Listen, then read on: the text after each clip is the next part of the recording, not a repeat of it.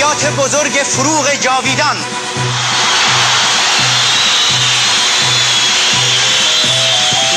فروغ جاودانه آتش تو زد زبانه، جاودانه در زمانه، ای سپیده شبانه، از تو سرنوشته ایران در فلک گرفته خانه، در فلک گرفته خانه. هر کس که میگه باید که برویم، از ما بایسته و شایسته همین است که برویم. دست بلند کنید ببینید.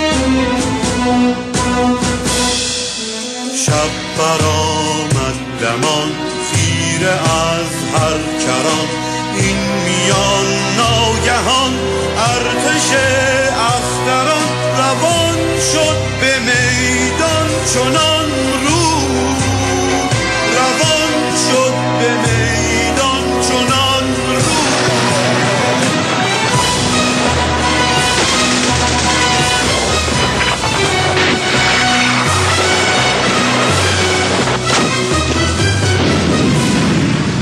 عاشقان عاشقان نقد جان آوری در مقام، این چنین بر زمین شعله زد جاودان، خروشنده فرمان مسئول.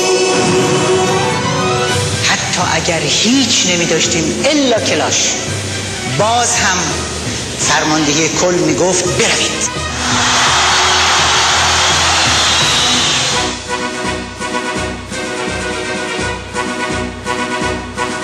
حماسه مجاهدان مبارزان ز همدری دام ارتجاع دشمنان را، نشانه زد ز شعله ها که بر شود به قله ها، رایت نبرد و فتح فردا.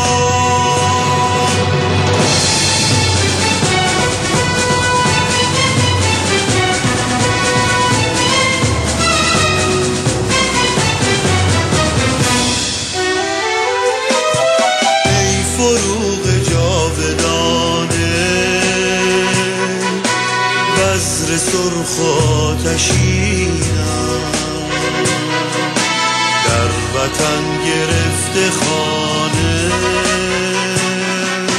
تا برآورد ز خورشید وز بهار سبز امید، جنگلی پر از جوانه. ای فروغ جاودان در زمان، جاودان بمان، جاودان بمان، تا طلوع بیکران کز تو ایران